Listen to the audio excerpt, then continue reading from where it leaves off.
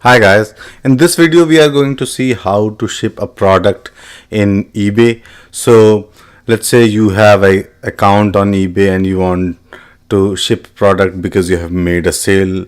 So this video is going to help you with that. So you can see when you click on my eBay button, let me refresh it. It will have better view.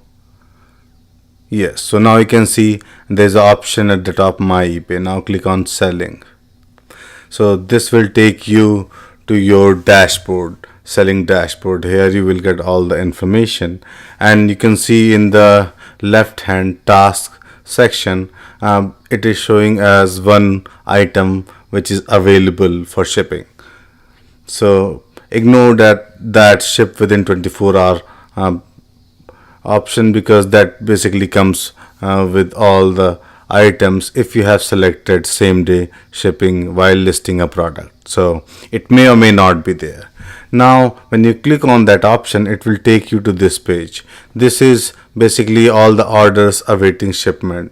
So in this page has been received, those orders will be here.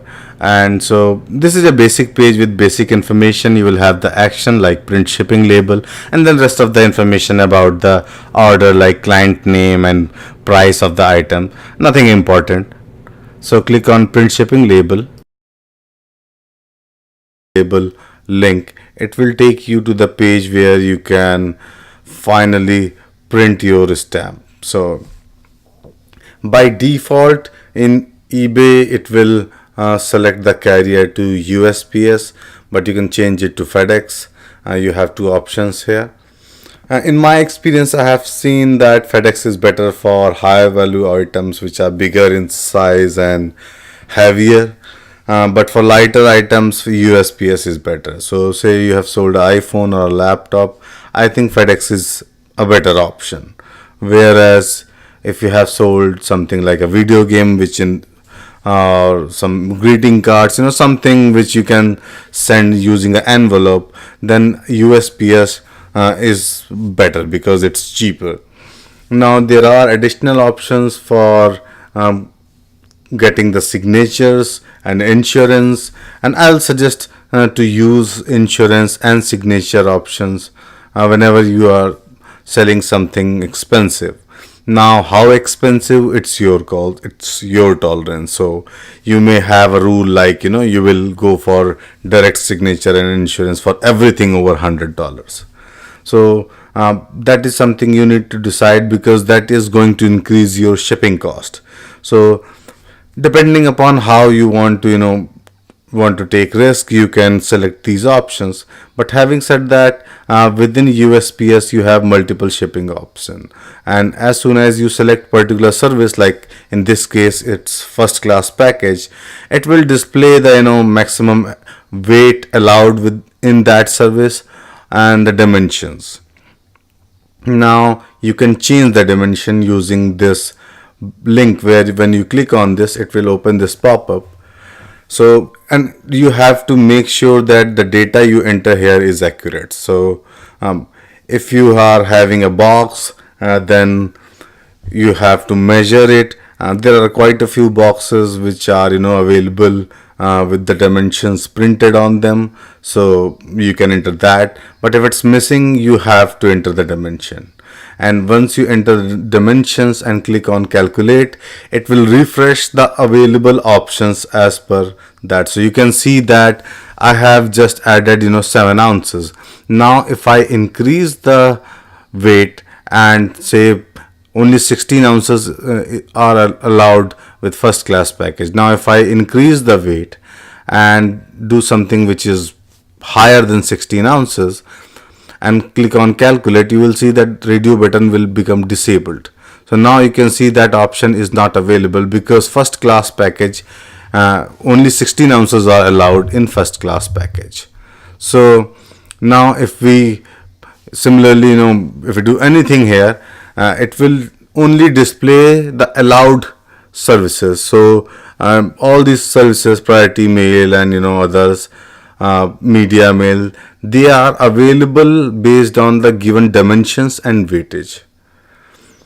So this is very good option. If you are confused which particular option you should go, so simply come here, enter the details, and it will give you the available options. And as I have said earlier, USPS is expensive if you are going to use a bigger package, and the weight is more than a pound, or sorry, more than 1 lb. So 1 lb and 20 pounds. I think that's the limit. Or, I mean, you can try with this option, but in my experience, I have seen that weightage is still fine. Dimensions are more critical. So try to get a box which is a smaller in size. So if you want to ship, say, 5 pound in a smaller box, you will pay less, and if you ship same 5 pound in a bigger box, you will end up paying higher. And once you enter those details there and click on the save, it will bring you back on this page. So here you can see that your screen will refresh, and then you can select these options. And with USPS you only have this one option, which is add signature confirmation, but with FedEx there are multiple options, and those options are available based on the address type. So it's like if it is a residence or a business place, based on that you will have different signature options. But if you are selling something expensive, I will suggest to always use this, because you never know, client may come back, and there are occasions when you will have these buyers on eBay who will come back saying that they never received the item, or somebody else initiated the order. So it's very important to have signature confirmation, because if they come back, you can always share these evidences with them, and that will help you with your case. So always go for insurance and signature options if you are selling something expensive. Other than that, once you are comfortable with the options selected here, you can simply go ahead and create the label. But before that, one more thing: in case of FedEx, in order to get this insurance, you need to enter the value in the declared value field, because by default FedEx only record up to $100.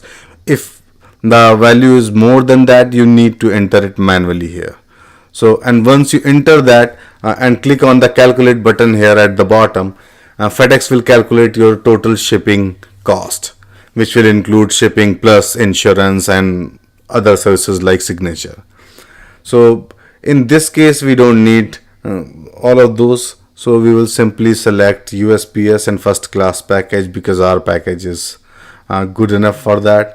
And now we will purchase the postage stamp. So now we don't have to do anything else, just verify that every information here is correct, and you just enter the data here. And after verifying, because you also need to ensure that this is eligible for seller protection, because if it is not, then PayPal will not back you if there is a claim on the transaction.